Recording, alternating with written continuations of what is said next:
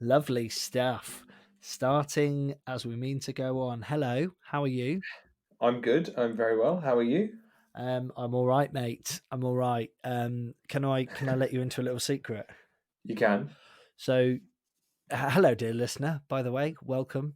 Um, we recorded this, dare I say it, cracking interview earlier on today, Mm. and then for environmental reasons, your mum came home. We had to we had to delay the recording of the intro outro. Um, and in that time, I have accidentally. So we got a box of wine, and I think it's because I've not been to Glastonbury this year, and I think it's because I like boxes of wine. And yeah, I've had some wine, and so I think probably my tone is a little bit different to how it was earlier on. But You broadly, sound oddly relaxed, mate. This is the most relaxed I think I've heard you. Certainly in quite a while. I've got to admit. I mean, that's not at all alarming, is it? So you sound perfectly normal, Fitz, or alarm. Um, but yeah, so I'm good, man. I'm good. Yeah. So if this is your first episode of Comusician, Fitz is drunk, and I'm going to try and do the best of this that I can. Not always. The way you said that then was like, if this is your first episode, then Fitz is the drunk, and I'm the technical guy. But yeah, Mm. so I mean, I guess the first thing to say is that it's been a tough week. I won't bore you with the details, but it's been a tough week. That's not why I'm drinking. It's just been a tough week, but it's all good. Do you want to? I don't know. Do you We want to use this as like counselling or something, or are you? Where are you at? Like, we've got what I 10 mean, minutes of an intro. Let's. I guess I guess the main thing to say actually is that I'm not blaming you, Sam, because it's not really your fault, but we didn't have a pod Oh, last week for the first time in ages. And I'm not saying that it was because of that, but there was a family bereavement and, everything went down the shitter. So what I think is that really we just got to make sure we do this every week. What do you reckon? so your happiness depends on me, Constant pod, basically. constant Constant podcasting. podcasting, constant casting. Uh, Well, I can try and commit to that. What I can't commit is there won't be a bereavement in your family every week. So we'll see how things go. Whoa. Let's just dissect that. What I can't commit is that there won't be a bereavement in your family. So what There's you're, a what you're double telling me negative is there, that isn't you there? commit to murdering a member of my family every week. Good. Yeah, why Well, not? I mean, I've got a big family, mate. So thanks. That's something to look forward to. So we've got a few weeks to go. We do indeed. Yes, jolly blooming good. And then I can have Um, you all to myself. You will indeed, mate. Yeah. So how is things? It's been a little while since we've had a chat, and obviously we missed the pod. Just FYI, listeners, it was for no other reason, nothing to be alarmed about. Essentially, we just kind of we got to a fairly late stage in the week, unusually for us, and we didn't want to rush it out. We didn't want to just record some shit for the sake of it. We wanted to bring you something good. And this week, dare I say it, we definitely have. Yeah, I completely agree. I think a lot of it boils down to the fact that I wasn't really at home for the first time in a very long time. So if any of you have got any issues with that, Hashtag go fuck yourself. yes, exactly. Yeah, Um, yeah, go fuck yourself.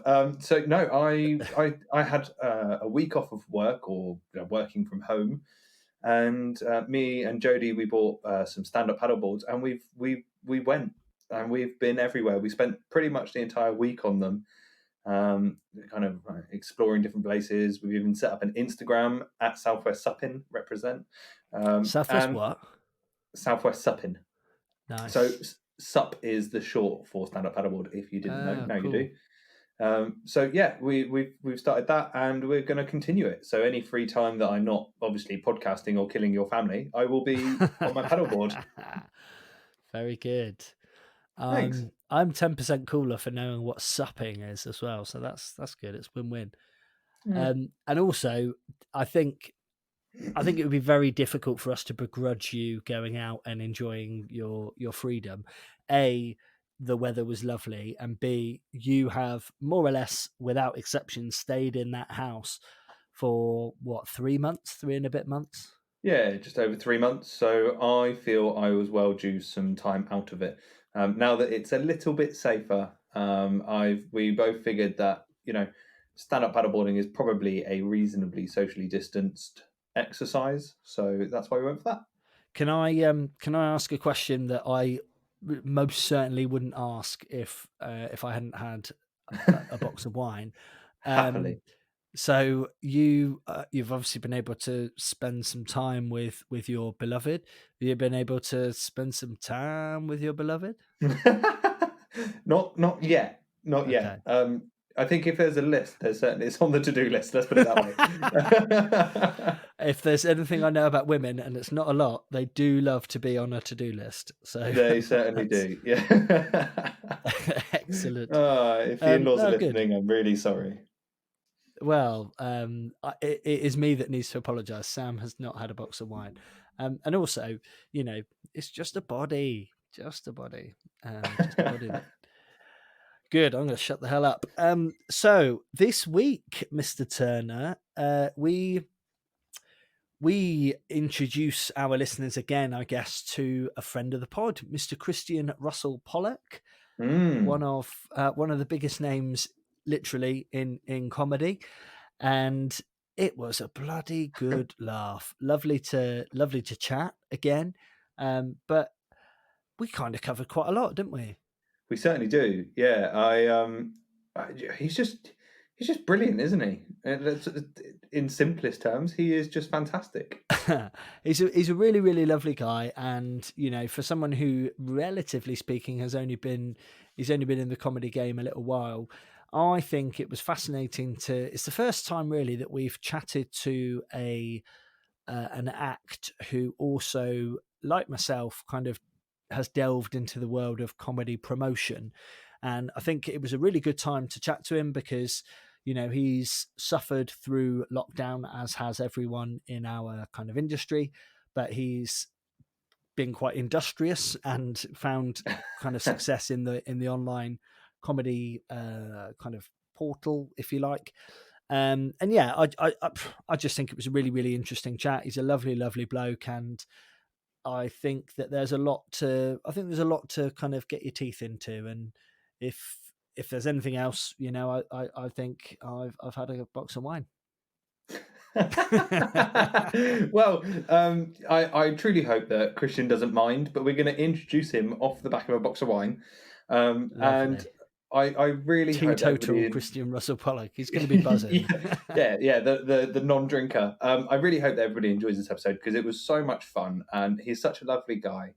And if you do listen to the end, he has got some cracking advice for me for my kind of comedy journey. So yeah, I hope you all enjoy it, and let's get on with the pod.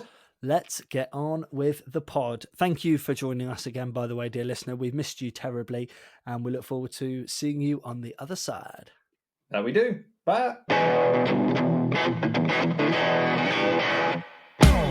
We've been fortunate enough to have some cracking guests on the podcast, and I am delighted to continue that trend with yourself. And also, I think you're probably the podcast guest, apart from Sam, who arguably isn't even a guest. Arguably, yeah. You're probably the podcast guest that I know the best, and I'm really looking forward to having a chat with you. So thank you for being with us today. No problem at all. Looking forward to it. Yeah, it was really kind of you because I remember on our episode, I think it was called Coping with Corona, you sent in a little voice memo. And as soon as you sent that in, I remember saying to Fitz, I was just like, he needs to come on the pod. Like, we've got to get Christian on the pod. It just sounds like fun. So thank you for coming on. No problem at all. No problem at all. I'd love to say that I had to really change my diary to be here. Had to move a lot of stuff, but unfortunately, no, this is it. This is the highlight. So straight out of bed, and here I am. Excellent news. So how is lockdown going for you? Let's start with the topical stuff. It's been I've I've had, I guess, like a lot of people, it's quite the roller coaster, isn't it? And I've had real highs and thought this is perfect for me. So much time to like sit down and do stuff, and then other times where I'm like, oh my god, I just want to see people. Yeah. And so it's been okay. It's been okay. I started working at Tesco's. That was a highlight. Very nice. Yes, I know. I was doing the online picking. It was very, very luxurious. In fact, you guys got me through quite a bit of that. Oh, well, that's very kind of you to say. Yeah, well, podcasts are perfect for that. So it's so good. So I was listening to you bleary-eyed at 4 a.m, walking around, putting, I don't know, broccoli in a box. But I've left now. After only 2 verbal warnings. Very good. That's yeah, not bad. How long were you there? I was there for about 6 weeks, I think. 2 verbal, one every 3 weeks, mate. That is phenomenal. That's better than isn't it? That's better than your time on the circuit. It is. I'd chuff with that if I can keep that record up. Yeah, I got one for. I think there was a uniform issue, and then the other one was I got the customer complained because I'd replaced, because you get in charge of the substitutions, so I'd replaced. Big power. Yeah, it was huge. I'd replaced, it was the biggest highlight of my day, really. I'd replaced coleslaw with Tesco's finest clotted cream. That had not been well received. So, I mean, I don't know. I've never had a salad. I've never had a salad that wouldn't have been improved by Tesco finest clotted cream. So I don't know what these idiots are on about. I know. Also, it was like a £2 markup on what they got. Like, just keep your head down. Yeah, so you were talking as well about kind of wandering through Tesco bleary-eyed. It's Plymouth, isn't it, that you live? It is, indeed. For our dear listener.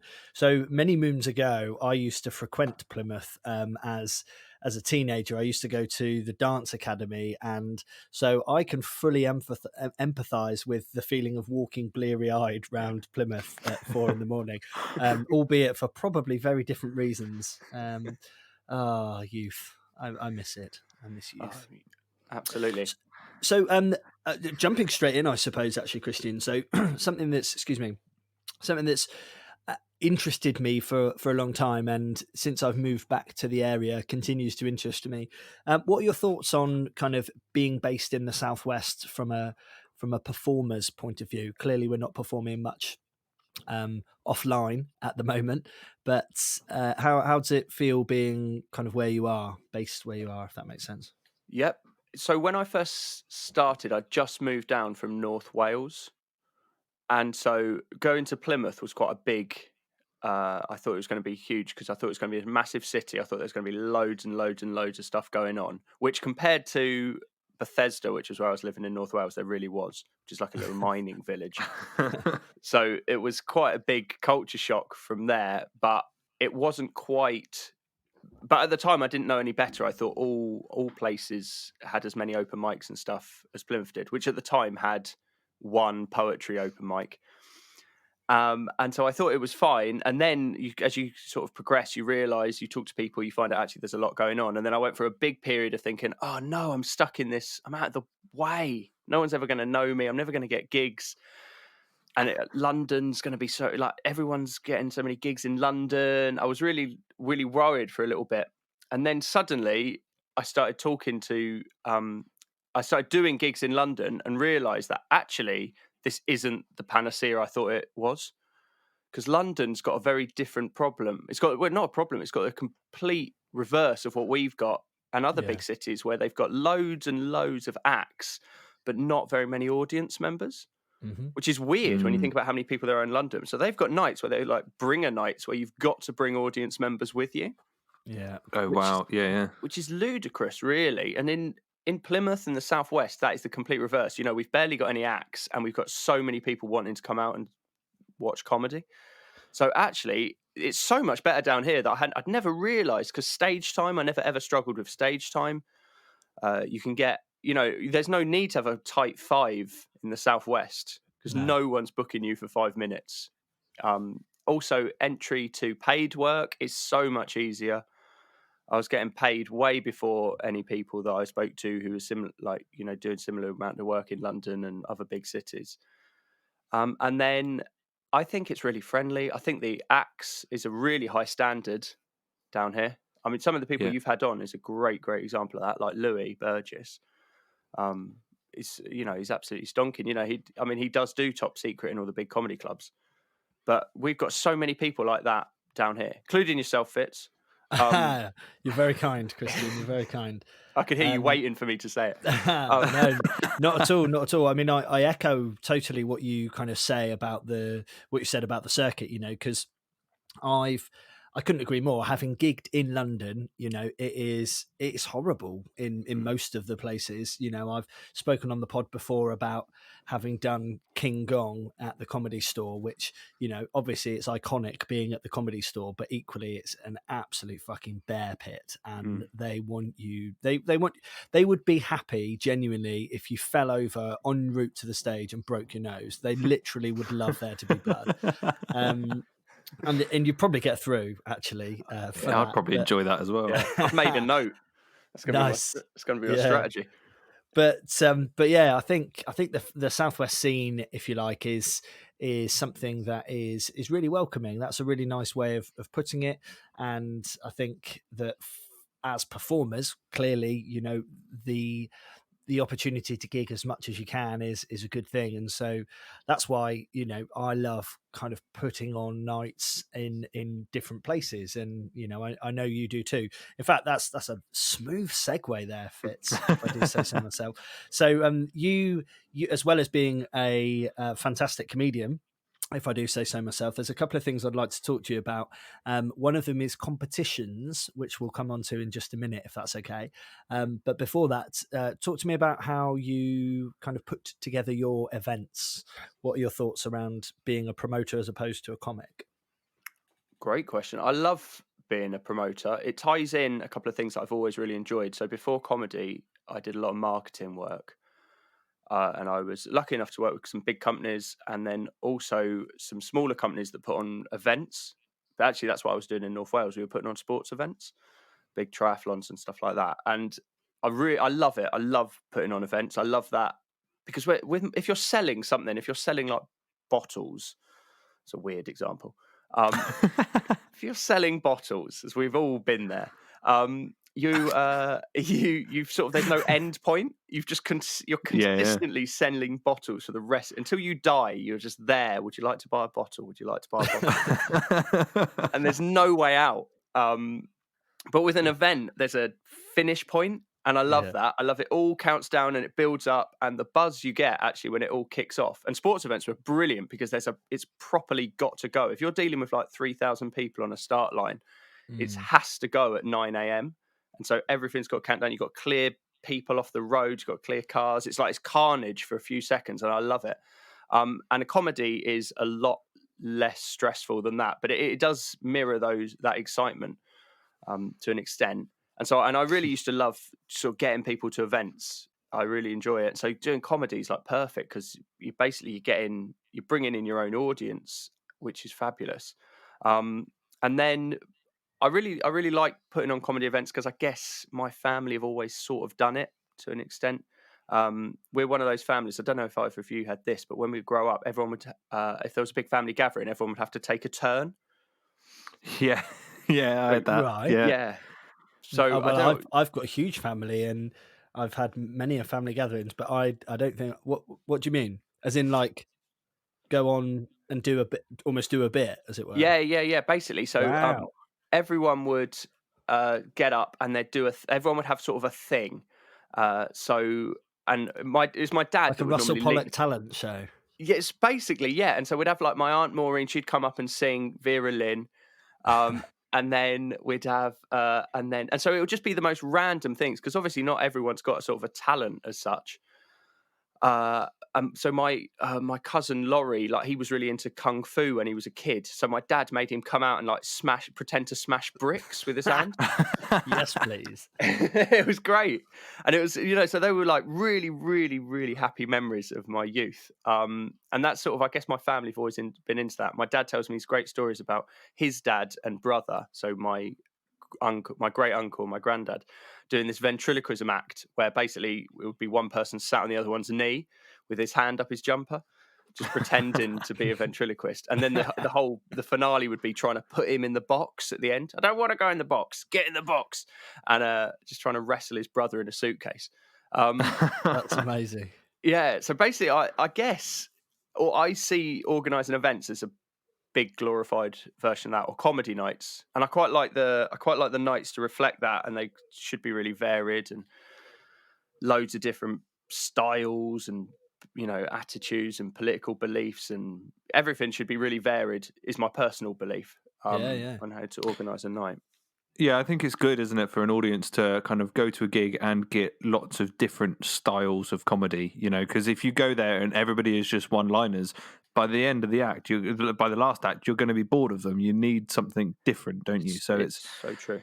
Yeah. How much kind of prep work do you do, or do you just know the people around you now of who you're going to get in as to kind of what style they are, or do you have to go out and like actively look for, right, I'm going to have to get a one-liner comic to open and then do that sort of thing and then get them and then research into what kind of styles of comedy there are out there that I can pull in? Are you just now so involved that you know everybody? Yeah, at the beginning it was very much the research. When I first started out, I didn't know anyone. And I'd have emails from people that would be like, I'll do it. And then that was it. And I didn't know, but they were like massive comedians. And so I'd just send back saying, video, please. I'd like to see a video. And they're like, do you know who I am? And I'm like, I don't, actually. And I look like such an idiot. I'm Michael McIntyre. How dare you? Yeah. So, yeah, just sending me his roadshow videos. Can you imagine if you got a video through from someone and it was literally just a link to iPlayer? It's live at the Apollo. There you go, dick. Yeah. So it was loads of that at the beginning, and then it was really daunting actually when I first started, because you're just watching these videos and these people are making me laugh and I'm thinking they're great, but also it's like, God, there's a risk. What if like they don't get laughs? And I wasn't even feeling bad for the acts. I was sort of like, I'm going to look like an idiot, which is a weird bit of promoting actually that I don't think gets talked about very much. But you so want the acts to succeed, not just because it's great for the night, but also because you don't want people coming up to you after and go, why did you book them? Such a good point. Such a good point, mate. And it's such an egotistical, awful way to think about it, and it really should just be about the audience. But it reflects so much on you.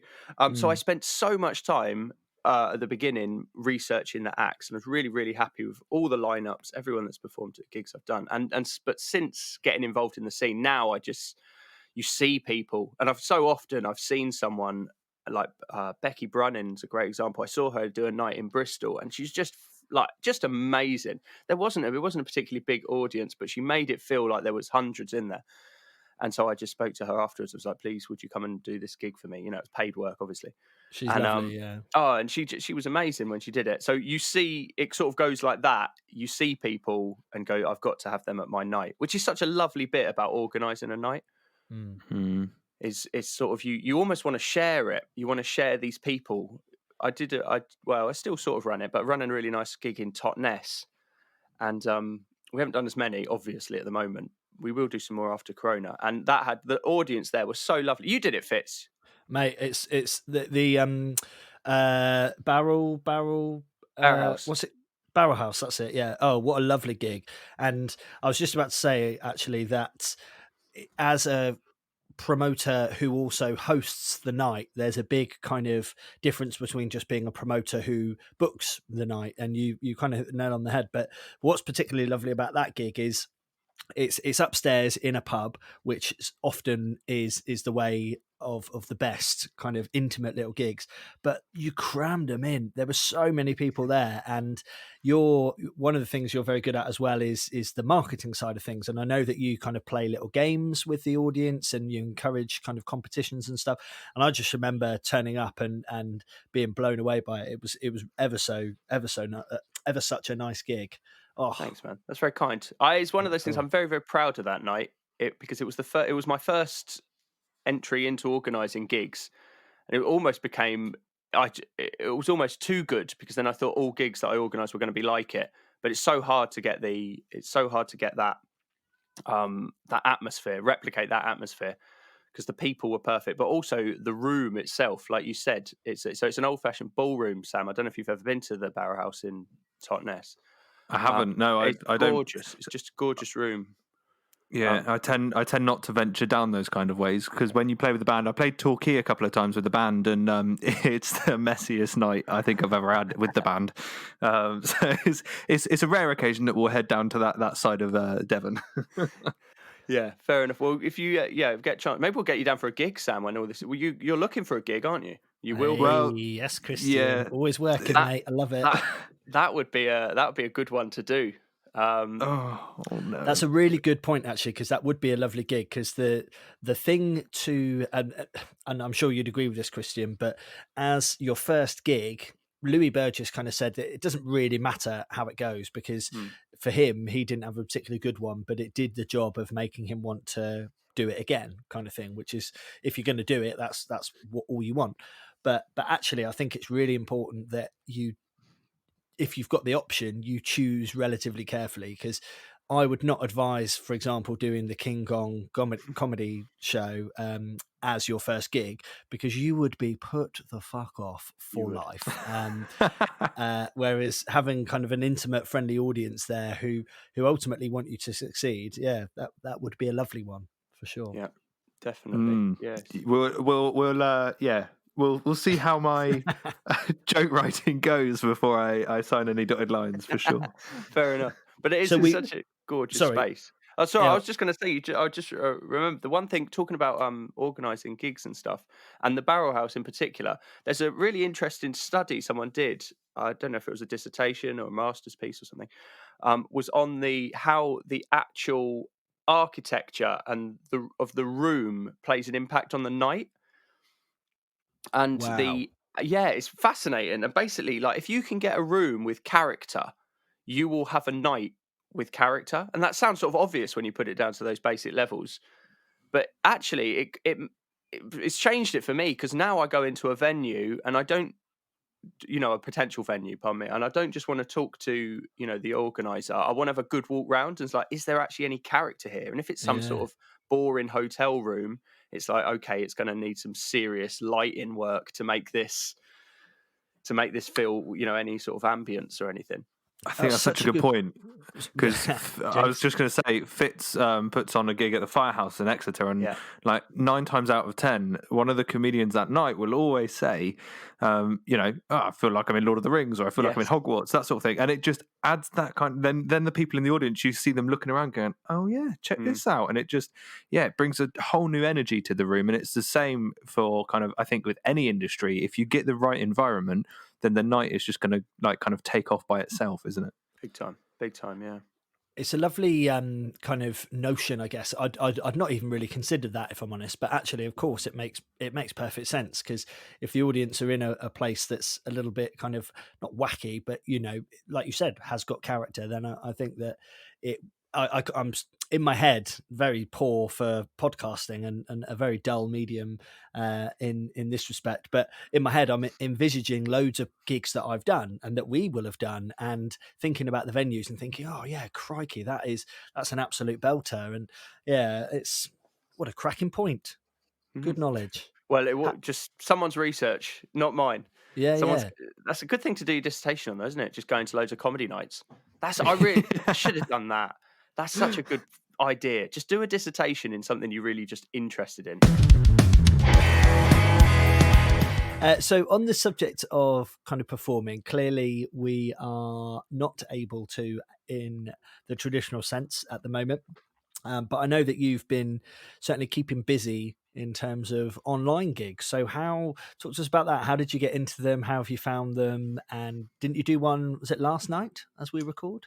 Was supposed to do one last night. Actually, it didn't go ahead in the end, which is quite an interesting point, actually, because I think online gigs I think the excitement and the novelty around them is starting to ease off a little bit. There might be people listening to this that run their own online gigs that are actually getting absolutely stonking numbers. And they're thinking, this guy doesn't know what he's talking about. But I think when you're up against the weather, it's always tough. And now we're up against weather, the novelty of being able to expand expand your social bubbles and see other people. Yeah. And that versus going in and, sitting in and just watching something on, watching some comedy on your computer. I don't know. I hope it's wrong. I wonder if it will sort of bounce back a little bit. And I'm sure there's people listening that are getting absolutely incredible figures and they're like, as I say, don't know what I'm talking about. But I do wonder whether, I don't know if the bubble's burst. I'd love to see some stats. I think you're kind of hitting on the right note. So Frank Turner, the musician, he's been doing like live gigs almost twice a week since the start of lockdown. And he did one yesterday that he or a couple of days ago, and he announced he was just like, I'm going to cover loads of Disney songs. And he got thousands, and I mean thousands of people watching it. It was Really? insane. And he literally said on there, he said, I haven't had these numbers for weeks. Yeah. Like, when he first started out, he was getting like 10,000, 14, 15,000 people watching at any one time. And he's just like, the last few weeks, it's been a few hundred. And then he hit Disney and it was like straight back up to 10,000. It's just like, so I think what we've now got to do is go, okay, Disney so podcast. Okay, cool. Easy. My favorite princess is Jasmine. First of all, wrong, it's Anna. But anyway, but I think what we need to now think about is how can we mix it up? So what can we do differently? Not, I'm not saying that every comedian needs to go out there and write Disney jokes, but what can they do that kind of changes the way we've done it? Because everybody has sat in front, you're right, and not everybody's got an hour now free because they can meet other people and they can go back outside and they can go for walks and spend their evenings wherever. So how can we change those gigs so maybe they're shorter, or there's snippets of comedy that they could pick up at any point? Yeah, that's a good point. It's doing things differently is so important, like online anyway. I think it's a massive online trend, isn't it? That you have to just keep chopping and changing and keep it fresh, because people do get bored. So I think comedians are now learning that, because online comedians will know it, that's obviously what's going to happen. You're going to know a new word in 4 weeks that you've never heard today. There's going to be some crazy new bit of, sort of online lingo, like TikTok. That's a great example. Like, so many people, those words meant nothing. But now they're like, it's everything. And that's just the way online is. So online gigs, I guess, have got to keep up with that. And, people can't just do their same 20 minutes that they tour around the country with, in the same way they, when they're doing physical gigs. Online, I guess it's got to change in new angles. I suppose the difficulty as well, sorry to cut you off there, but it's just popped into my head. The other difficulty as well is what you're competing against. So you mentioned obviously you're competing against the weather, etc., but you're also competing against like Netflix releasing new specials and big acts releasing kind of their comedy specials. And no disrespect to anyone on the circuit who has done those kind of online gigs, like myself, yourself, but from a punter's point of view, comedy is comedy. And so a Zoom gig for them probably isn't that much different to them watching Netflix. Difference is it's easier for them to watch Netflix. Do you think that that's a possible kind of reason for it as well? I think definitely. I think that the people that are going to enjoy online gigs are people that are going to be very supportive of the arts. Well, that's been my experience so far. So to go back to your original point, how did I get started? So which ties into this, that I did a gig in Royal Wootton Bassett. I host a really beautiful gig up there for a promoter called Sarah Archer, and we had she appeared on as a voice cast thing on that episode. Sorry to interrupt you again, but she's friend great. Of the pod. Brilliant. Oh, well, that's wonderful. Yeah, she's absolutely fantastic, and she always does a little introduction to bring me on every gig. And it was the last night before lockdown really kicked in and gigs started being folded. And in fact, it was the night that Boris Johnson said no one's allowed to go to the pub. And so the attendance was down like massively. It was like we'd get a third of the people that are normally there. And she brought me on and she burst into tears because she was so worried about the acts, which speaks volumes about how lovely she is. But it got her thinking afterwards that was like, actually, I want to do something to support the acts. I wanted to do something to support the comedians who are going to be out of work for X knows how long, which is still going on.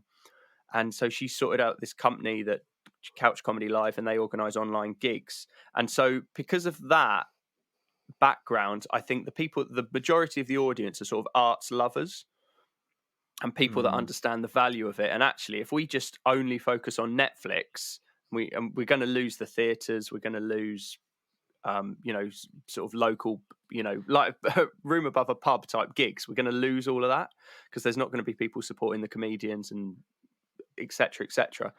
So I think that the people who've been doing a lot of supporting of those online gigs are quite big arts fans, or they are fans of a certain comedian and then they've been watching their online output. I'd say there's a bit of that. I've forgotten where I was going.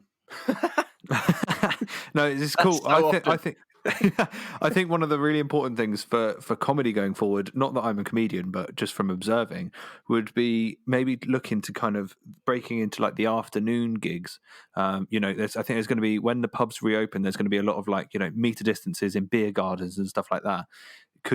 Is there a way that we could, talk to the pubs and kind of get gigs on in gardens, as long as they're family friendly sort of thing, which I know is a bit of a curse word in comedy, but you could have a gig there and then just slowly start to reintroduce it, like Saturday afternoon comedy session in the garden sort of thing. There are a few things going on like that, and my understanding of kind of what the industry is trying to do at the moment, there's quite a lot of drive-in gigs look like they're happening.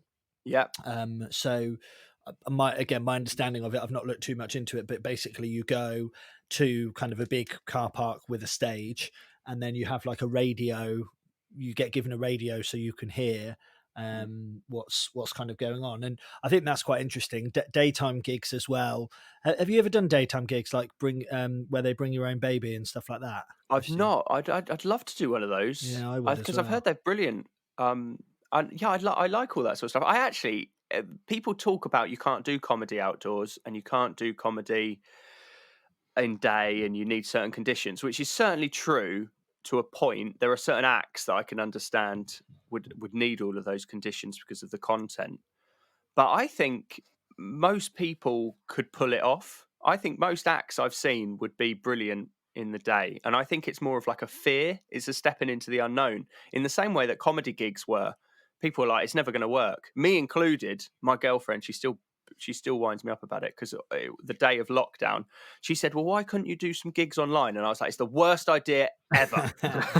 It's awful. What are you talking about? And now she's like, you're going to do another online gig that you said was a terrible idea. And it is actually one of those things that you need to be pushed, because online gigs are good.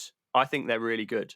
I think they're really fun. If they're done right, the ones you need to be able to hear the audience, in my opinion, or at least some of the audience. You need to hear some feedback and you need to be able to interact with the audience, whether it's audio or you'll be able to, like pick someone in the front row sort of thing, that they have the virtual front row. I think those are really good.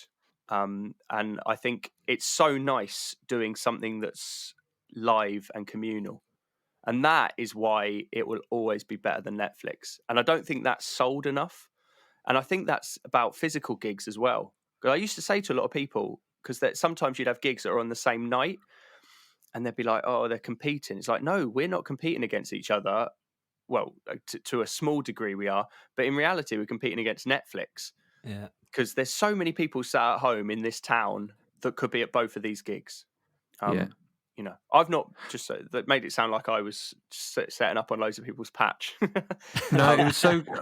I've got to admit though, I came along to a couple of the couch comedy gigs, and they were so cool because you're talking to comedians from and there's people in the audience from all over the country, and I think that's what I loved about it, is that there was comedians on there that I will probably never see again. Just because they, I think some of them were up in like Leicester and stuff, and it was incredible. It is. It's so good. It's so good for that, and also the audience. We did one, and there was people from Japan, I believe, and definitely people from America. That's incredible. You'd never be able to do that. In terms of expanding your audience base, it's incredible, the potential, and they are fun nights. I've had some great nights doing them. because you can mess around, and the people that we've had in those Couch Comedy Live gigs have all been up for it. I'd say we haven't really had any dickheads. We've not had to kick anyone out, which is great. But it's so easy to kick them out. That's what's also good. I mean, wouldn't you, Fitz, you organise gigs yourself? Wouldn't you just love that if you could just press mute on people? I'm just thinking. The worst kind of experience I've had promoting for one. Certainly, I can't remember any others. Was at a gig in my lovely gig in Pangbourne, the Elephant. Yeah. You've done it, Christian. Gorgeous gig, gorgeous room, very well-to-do area as well. So if any listeners don't know Pangbourne, to give you a rough idea of the type of clientele, the hotel that we were in was nestled opposite a Lamborghini garage that was next to a Bentley garage. So that's the kind of place we're talking. But there was just this group of absolute dickheads, and I had to physically remove one of them, and he was just right up in my grill. Oh my God, to be able to just press a little button and see him pop off. Oh, that would be delightful. That's so good. That's something that we should, because the comedy world's going to change, maybe that's what we need to try and implement somehow. If any of our listeners are tech gurus and can come up with some sort of virtual reality software that will allow us to just remove idiots from that'd be great. Get in touch, comusicianpod@gmail.com. We need that. What's the remote that Adam Sandler has? Oh, the click remote. Yeah, we need that. Yeah. Because that can mute people, I think. Yeah, I don't know. mute Is that real? It can pause them. True story? most of his stuff is, I think. It's all it's not fiction. Definitely not fiction. Did you see that talks? Very quick side note, Adam Sandler. Did you see that film with him, The Uncut Gems? Yes, mate. Oh my God. That's a whole new side to Adam Sandler there, wouldn't it? It is. Is it good? Talk to me about it. I've not seen it, or I've heard of it, but that's it. You need to get your buttocks surgically unclenched after watching it. It's a ride. It's an absolute. It's tense for I don't know how long it is. Very good though. I really liked it. It was so different. Uncut Gems. Is it on Netflix? Uncut Gems. Yeah, it's on Netflix. Give them a shout out just after we've been saying they're ruining live comedy. Yeah, it is. All about smooth amazing segues, film. Mate. Absolutely amazing film. Talking just while we've gone, let's go. I watched The Darkness of Robins last night on Netflix. Did you? Yeah, isn't that amazing? Mate, I didn't even know is it on Netflix? It's on Netflix, yeah. If you haven't seen it, it's so good. Yeah. Do you know what? I've heard so much about it. So, sorry, I'm a bit of a fangirl when it comes to John Robbins. I love John Robbins. So, have you seen that, Christian? Are you familiar with the show? Well, I have, but I saw it only to do a little bit of one-upmanship. I saw it live. Yes. Yes, mate. Saw it in Exeter, actually. Came to the Phoenix. Great gig. Wow. Yeah, really brilliant. Go to that gig. Yeah, it was very good. Oh, he does some wonderful, because it's the first half is sort of new material, basically, which is interesting as a way of doing it. Because you think you want to do your bangers first. That's the conventional way. But he just so confident in his, his ability. Did loads of new material to begin with. Did some really good audience work. And then the second half of the show was The Darkness of Robins. So good. So good. It is so good. And just like his 20-minute rant on an advert was just spectacular. It's really good. And that was those sorts of things live, I get very tense watching them because there's so much in it that hasn't got any laughter. Yeah.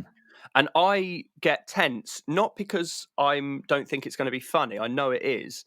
But I know that you get dickheads in the audience. I've been to so many gigs where I guess it's a different level. When you've got people that are fans, those people are filtered out. But if it was a normal comedy gig, I know that sort of 10 minutes of not saying a joke, I mean, it's not as much as that. That's an exaggeration. But, that sort of thing would be met with, come on, mate, give us a joke. Even and it would shatter it. It would shatter the illusion. So I was sort of quite tense, just thinking, please don't let anyone say anyone, just all enjoy this. But it did. It was brilliant. Because I remember that show. So there's a podcast, Ellis James and John Robbins did a show on Radio X, and they now do one on Radio 5 live. And I remember the episode where basically Ellis John wasn't in a very good place, and Ellis jokingly described him as the darkness of Robbins. And lo and behold, a year or two later, he's created this show, which then went on to win the best show at the Edinburgh Fringe, didn't it? It did. I think that's actually you've touched on a really nice point of why I think more content is good, because it's so lovely to see the inner workings of stuff. It gives you such a better appreciation. Like, in that backstory will have probably added to your enjoyment of the show. Yeah, and 100%. I think that's where at the moment things like podcasts is so good, because you learn, and radio shows and like online content and even live streaming, I guess Twitch and things like that, because you learn so much more about a comedian or any performer. You get so much more backstory, so when you actually watch their proper polished work, you love it. I remember that with I used to listen to a lot of Ricky Gervais, Steve Merchant, Carl Pilkington. In fact, they were on XFM. Yeah, they were, yeah. And all the recordings are still on YouTube and stuff. And so I used to listen to them. That was sort of like my in the background, sort of just chilling out, not really concentrating too much. But Gervais clearly worked on, by accident, some jokes that came into his actual stand-up sets from that. Yeah. Just little ideas, little nuggets. And it's so nice seeing those nuggets appear that then that person goes away and they tinker with and they do it, work in progress shows, and eventually becomes like a nice 5-minute bit. That leads really nicely into, I guess, kind of finding material. So as a performer, for any of our listeners who perhaps aren't familiar, Sam, I know you will have seen Cristian at the Firehouse. But as a performer, if I may say so, Cristian, you're wise beyond your years, because you haven't been, well, how long have you been performing? I guess that would be my first question. I've been going for about slightly over 3 years. Yeah, so I was correct. You feel much more established, and your material and your performance is much better than someone who's been there for 3 years. It's very kind. But no. I mean, I'm not. It obviously sounds like I'm blowing smoke up your ass, but it's a genuine compliment, because I think you are really, really great. So how do you go about finding material? How such a broad question, I know, but do you get kind of the nugget of the idea, and then does it go in a note, and then you sit down and work on it, or how do you do it? I do. I try not to think about. I take a notepad with me first everywhere I go, pretty much, and my phone, which has got a big notes folder on it. And then I try not to think too much about whether something would be like. I don't go out looking for jokes. That's what I'm trying to say. I try and let things just happen, and then I go, that could be funny. I try not to think about being a comedian too much, and then suddenly something will happen and I'll have some sort of emotional attachment to it. And I think there's something in that, whether it's something, the way someone said something, or it's just you see a sign on a street and you read it in a different way than you've ever read it before, or just something random happens. I've got this massive folder in my phone of just things that are random, that they're not jokes, but I know that if I was going to do some sort of list-based joke, they're just so random that would be quite funny. Like, I saw 2 people doing weights on the back of a yacht. And that is, it's so random that there's something quite funny about it. And so when you just throw that in as a sort of an off the cuff, like something in a list, or even just asking as a question or whatever, it's quite funny. So I've got loads of those things. Like, I was queuing outside a tip. I thought, this is there's something in this. I don't know what it is. I don't think I haven't worked on it at all, but there's something in that situation that there's gonna be some comedy in it. Just queuing outside a tip. You're in a massive queue, like, to get rid of your shit, basically. Yeah, to get rid of your shit. You're about to have to show your council tax bill for some reason. Some guy, like, GDPR nightmare. Yeah. Just going to show him all your important documents. Here's my bank code. What bin do I put glass in? And like, I haven't done, like, so I've written that down with absolutely no expectation that anything will come off it. But I've got it so that at some point, if I'm if I'm looking back through my notes, something might come again at it or at a different angle. So just constantly writing stuff. I think any sort of mad ideas, just like literally anything. There's so much junk in my phone. It sounds as though at least you're kind of doing it. Well, correct me if I'm wrong, but have you got like a random folder, or have you got a comedy material folder? Because I've got a comedy notes section on my phone, which is ridiculous. I mean, I've just had a look now, and the most recent things that I've written, which are kernels of ideas and not anything complete by any stretch, but new baby clothes, they have a printing on the label that just says "keep away from fire." And I love the idea that anyone would not keep their newborn baby away from fire. But then I've also got things like dead birds, and I've got no idea where that came from, where it's going. So I think context is important. Yes, probably I do that all the time. I don't make enough notes. Yeah. And that's quite often because I'm with people, and it's a weird thing to do, because I've done it so many times. You're self-conscious about it, aren't you? Yeah, and you're chatting with people. Like I did it. I went on a walk last weekend with some friends, and it was all socially distanced. Don't worry. I don't want this episode being brought down. I'm 99.9% sure Boris isn't listening, and even if he was, then we'll just change the edit notes, and it will just say that this interview was with Dominic Cummings, and it'll all be fine. Very good. Very nice. And I was on this walk with them, and we were just chatting about stuff, and I remembered this story from when I was a kid. My mum and dad had decided, I can't remember which one of them, but had decided to buy a decoy CCTV camera. So it looks Already like a amazing. CCTV. It looks like a CCTV camera, but it's got like a little C battery in it, and it makes a red light flash on the front. And for whatever reason, this thing never got put up. I don't know why. I'm assuming probably laziness. No one could be asked to put the fake CCTV camera up outside the house. So it was given to me, and then I used it as a toy. So I would basically set up CCTV on all my action men. And then, so it would all, like He-Man would suddenly become a CCTV installer and have to go around. Like, it was ridiculous thing to have done. Like, I'd never thought about it until we happened to be talking about something that was relevant.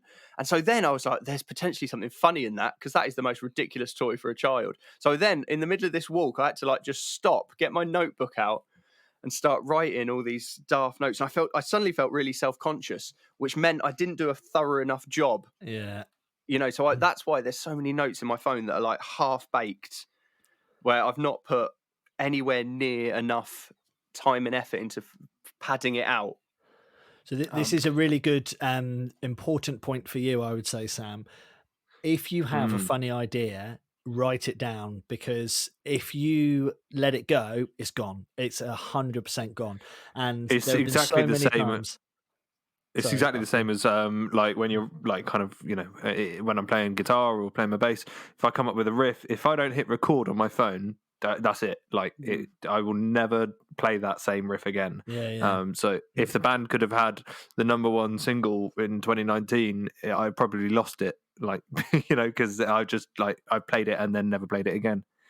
It sounds very similar process. It is, mate. Yeah, it's funny how it goes, and actually, it's really good to kind of hear those little stories. And I know for a fact that I've been mid conversation with my partner, and I've just been like, wait there, and I've just got my phone out. She's like, really? Am I that boring? I'm like, no. There's something there. And then she'll look at my phone one day, and there'll just be a note there saying dead birds, and she'll be like, what? But, yeah, there are there's gold in them there hills, I think is it. Yeah, write it all down, definitely. And also just overhearing stuff. I love writing down things I overhear, even if I don't think it would be funny. Just think, well, maybe if I was to ever write a sitcom or something, I needed to build a character. That's the sort of thing they'd say. Yeah. I heard Ruth Jones and James Corden talking about that on a extra thing on the Gavin and Stacey. They were saying, yes, that was it. It was after the most recent one, the Christmas special. They were talking about why they started doing it again. And they always send each other messages of things they overhear of people that's the sort of thing Pam would say, or that's the sort of thing Mick. I've just heard such a Stacey sentence, and they'd send it, Lovely. and then they had so many of these things. They were like, you know what, we've probably got enough to start building something again. Oh wow. Yeah, That's it's so great. cool. And I mean, they've done all right. You know, I think it's good enough for them. It's probably all right. As methods go, it's pretty tried and tested, Yes, isn't it? yeah, I've written down one here. You made me look back at my phone, and this is one in my overheard folder. There was just some lad walking past. This was all I heard him say. Any pale ale gives you tits. That's all I heard. Any pale ale. You've just while we're on the subject of that, you've reminded me of one. I mentioned it at one of the last gigs I did, which was in Bristol, and one of the funniest things I've ever overheard was a really pissed bloke in Bristol going up to the people next to me and going, "You could knock me out for a fiver." It's like, what? So yeah, 20 quid well spent. But so one of the things that I really wanted to have a chat with you about is competitions. So for Sam, who's obviously kind of at the very start of his journey, what are your thoughts on competitions? And I'm going to go out on a limb. How do you do so well in them? Because you do have a really good record. Oh, thank you. That's very kind. I quite good question. How do I feel about it? It's mixed, isn't it? No. It's a mixed. I think it's I've mixed feelings about them, because for the same reason, when I'm a promoter, we were talking about this a second ago. I love acts doing well at one of my nights. It's just, I don't know why, I get a buzz off it. 100%. And it's so lovely when they do well, and they're also, now they're all my friends. So you take all that group of people and you put them in that setting, and you want them to do well, and you want them to smash it, and you want it to be the best night, and you want all those people that have been there to love every act, so they'll come back the following month. Take all of those people and put them in a competition. You want every single one of them to die. Like, you want every person there to have a bad gig. You want everyone to struggle apart from you. And that's awful. That's such an awful way of feeling. I hate it. And I hate it about myself that I feel like that. But ultimately, I guess I'm quite a competitive person. And any competitive people, I think, they just want to win, which it's not, I don't think it's healthy. I don't think it's friendly. But I think I'm quite lucky that I've done comedy a little bit. If I had done it when I was 17 or something, or 18, I think the competitiveness would have got in the way. Now I'm quite happy, sort of, if I don't do that well, it's okay. Or if someone was not, if I don't do well, that's annoying. That still will always get at me. But if someone there that is genuinely better, I'm happy with that. I can take that. I think back in the day, that would have I would have been really awful about that sort of thing. Yeah, I would have been massively disheartened. But now it's like, I did a comedy competition in London, and I didn't get through. And the guy that won it was so good. Was like, well, there was no way you wouldn't. If I'd have been on the judging panel, he'd have gone through before me, like 100%. And those ones, I feel like I don't feel as stressed about that sort of stuff. If someone's genuinely better, that's okay. It's sometimes frustrating competitions where you feel like, I'm not sure if I felt like I could have got through, and then you didn't. I don't know if I've answered your question about competitions at all. They're a mind fuck, is what they are. They're an absolute mind fuck. Yeah. And I sort of wish they didn't exist. But the fact that they do exist, and the fact I'm quite competitive, means that's why I enter them. That's like, I wish the FA Cup didn't exist, but I still go along every week, try and turn up. You are right though, because it appeals to our egos as comics, I think, if you get through and you do well in a competition, then that recognition is great, and equally, you have to accept that there will be times where you come across people who are deservedly going through and you're not. I've done the Bath New Act competition a few times, and I did all right, but never kind of set the world on fire. And then I was asked back one year to compare it, and I was like, okay, cool. Well, I guess I'm not winning this thing anytime soon. Clearly, we don't want you to enter, Fitz. You've had your time, but yeah. So it's a difficult one, but they are a lot of fun.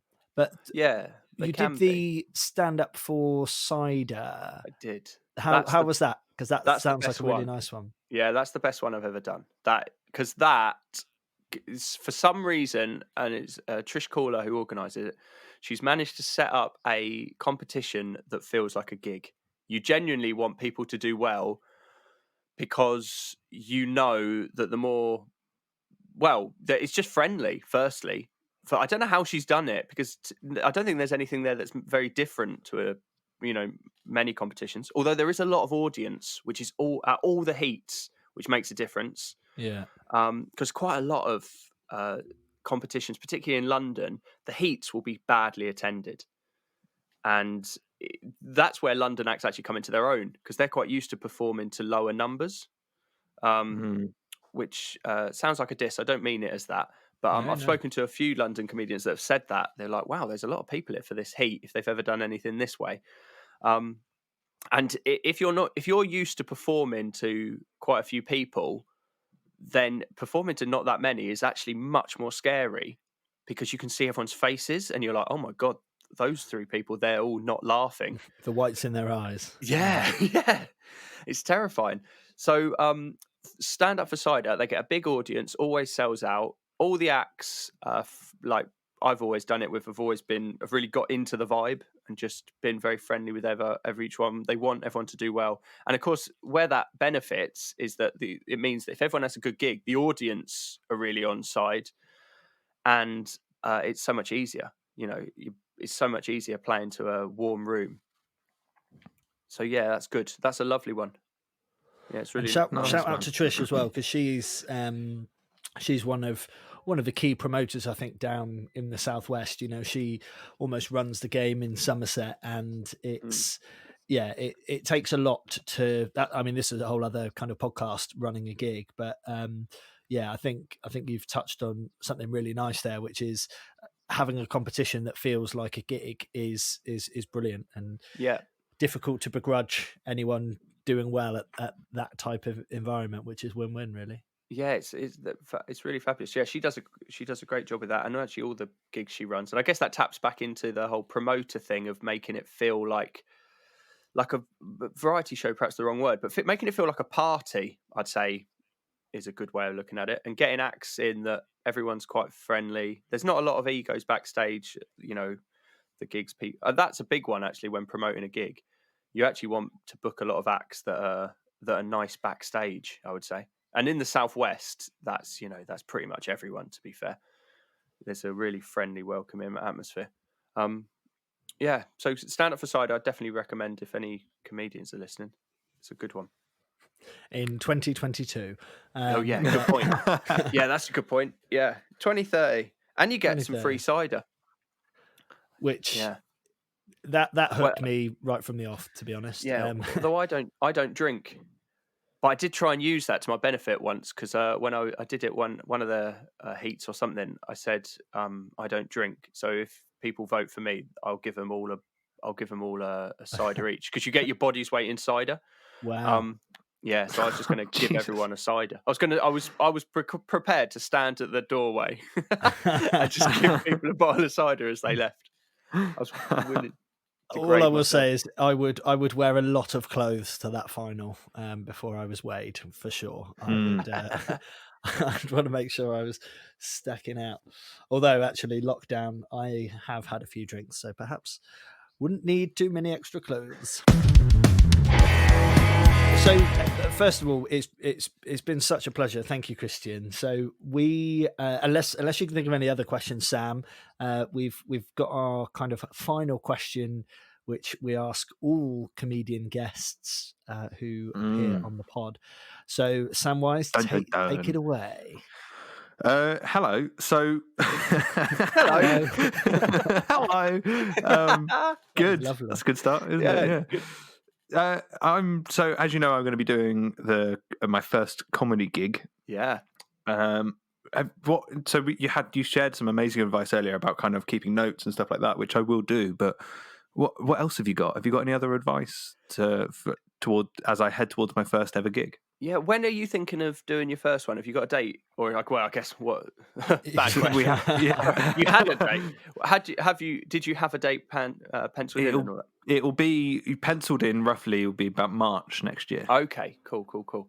And actually, while I think about it, the whole point is that there's going to be a show whereby I do my first music gig, Sam does his first comedy gig, and we would. Sam, I hope you don't mind, but we would love it if you would come along as either the host or certainly entertainment or whatever. If you're 100%. up for it, we'd love you to be a guest of honor there. I'd love that. Thank you very much. Yeah, count me in. Amazing. Sign me up. Sweet. Yeah, amazing. Definitely. Any advice? So, I think, well, firstly, you're doing the most important thing of getting advice from people. I know you had Scott Bennett, you've had on, like every word that man says is basically like an inspirational quote, I find. He's perfect for just getting advice and tips from. And so many decisions and things that I've done as I've gone on this inverted commas journey have been shaped by little nuggets of information. So for example, he sadly doesn't perform as much anymore or at all really, but there's a guy called MJ Walker. He does really dark comedy, Sam, like really sort of real dark comedy. He calls himself Satan's favorite comic. That's his angle, and he's brilliant. Like very good joke about a dog in a car, which I won't spoil. Oh yes, he does. He does some amazing, just absolutely amazing jokes. But he doesn't perform anymore. But when I first met him, I did that thing of, have you got any tips after a gig? Have you got any advice you'd give me? And he said, cut to the funny. That was a really good one. So basically, I was doing a lot of talking, a lot of gumph, as you can probably tell from this podcast. I mean, it's been 90% gumph. This would be it's been 90% gold, 10% gumph. Don't worry about that. No, I don't think. I think you could cut this down to a really nice 5-minute podcast. And basically cut out all of the unnecessary wordage and just get to the funny. Basically, just cut to the funny early doors. And another one he said that I felt was quite good is, and it's not, I don't think it's a rule that applies always, but try and finish on the funny word. Work out what the funny word is, or the funny bit, and finish on that. So your punchline is definitely the punchline. I like that. If that makes any sense. So that when you shape a sentence, try and they were doing weights on the back of a yacht is right at the end. Nice. Yeah. That's some great advice, actually. Just that, because there was I think it was Mark Olver a few weeks ago. We were talking about kind of what words to use. Replacing some because they're harsher, so they sound funnier. And actually, that's a really good kind of point of where I put the punchline, because it would be quite easy to have your punchline and then waffle a bit more. So love that. Thank you. I found that really helpful. There's so much stuff. Have you written a bit, Sam? Do you know what you're going to do? I've kind of got some angles, because I've got Crohn's, and there is some hilarious and humiliating shit that's happened to me because of that. So I'm going to base it somewhere off of that. With doctors like fingers like King Kong, that sort of thing. So I'm kind of going to go down that angle, I think, but I haven't got anything set in gold. Yeah, that's really nice. That's a really good. You're talking about something that only you can talk about as well, really, which is that's such a big part of comedy, is because everyone can sort of write a joke, but being able to turn it so it's something that relates to them, that's the bit that actually makes it quite. That's the bit makes it unique, obviously, but that's the bit that also is what people relate. That's what people enjoy. Yeah. They like people's failure, don't they? I think they do. They love misery. They do, but not so. There's a fine line, because you don't want it to go the other way, where people are like they feel like maybe I shouldn't laugh. Maybe it's you've got to they feel almost embarrassed to laugh. You've got to keep. There's a weird line in comedy where you want to take the piss out of yourself, but you can't take the piss out of yourself so much that they feel sorry for you. Nice. Yeah. That's, Okay. and then they stop going, oh, this is funny. Hey, we can laugh with this guy. It's like, oh, should we be trying to help? It's it's an odd line. There's so many things like that in comedy where there's weird lines. You can take people on a joke to a certain point, but then you can't get them past it. Like with offense or anything like that. But also self-deprecating. There's a line you can only self-deprecate so much. Yeah. Very true. Very, very Love wise that. words. Very wise Yeah. words. But it is all words that have been passed on to me, really. That's the tip. It's just asking so many people, because everything just gets fed down. I went through such a big phase of, after every gig, finding the sort of the most professional, or the the comedian be going the longest or whatever, and just asking them for tips. Yeah. I was that little guy that like turned up, was like, anything I could do, and then everyone basically said the same thing, was here's some advice. Yeah. Yeah, go away. They'd say, here's some advice that I've been told. No one really had any advice of their own, it's all just hand-me-downs, but it's really good hand-me-downs. Yeah, no, of course. Well, thank you very much for sharing, mate. That's actually going to angle my kind of writing a lot better. Because you're right. I think it would be really easy to go to the kind of feel sorry for me stage. So just keeping that line will be interesting to kind of see where it takes me. That's cool. Well, I can't wait to hear it next March, hopefully. Indeed. Yeah. All being well, we'll all be there together. It'll be lovely. That sounds good. Amazing. Brilliant. Well, Mr. Russell-Pollock, thank you very much for joining us this week, and what a legend. It's been a pleasure. Thank you for having me. It's been a highlight of my day.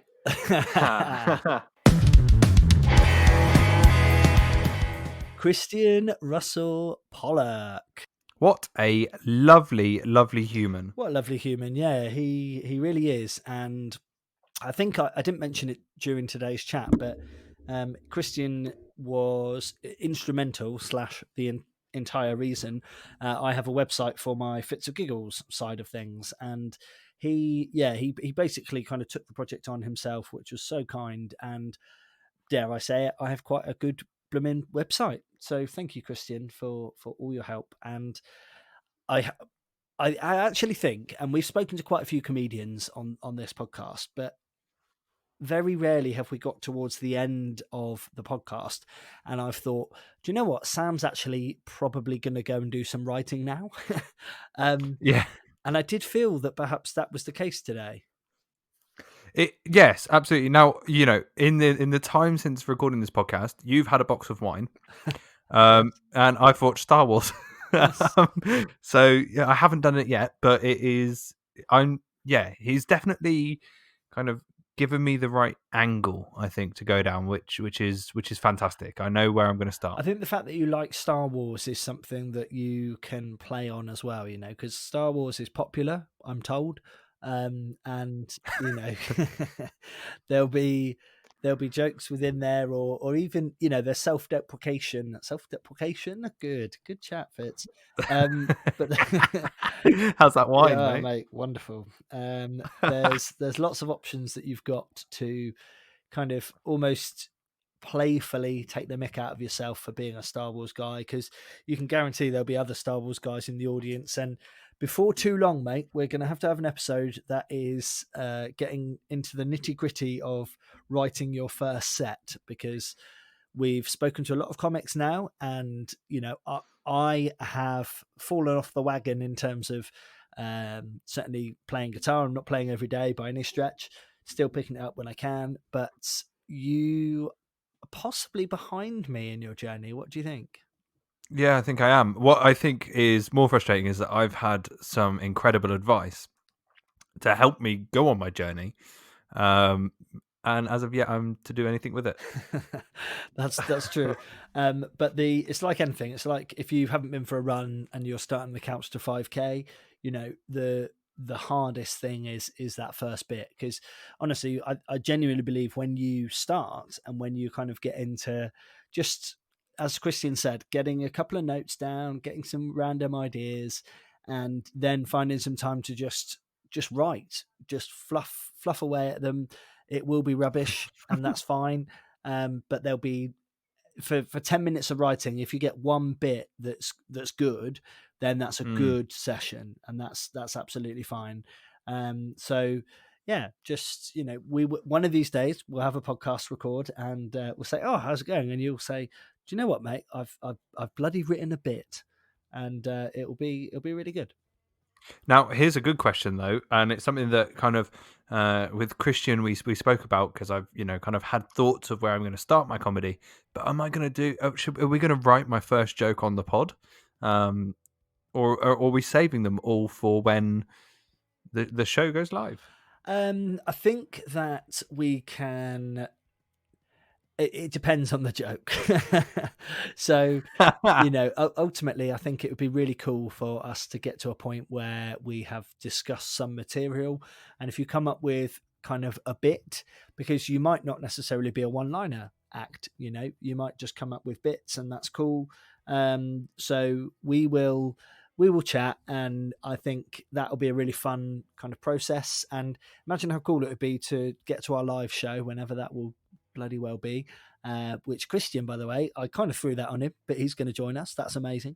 Yes, he is.